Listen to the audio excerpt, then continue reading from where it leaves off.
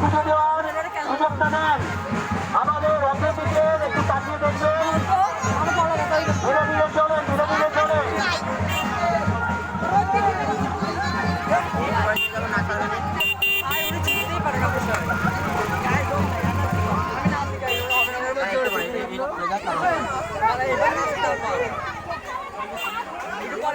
জয় জগন্নাথ। আপনি ওটা দিতে থাকেন। হ্যাঁ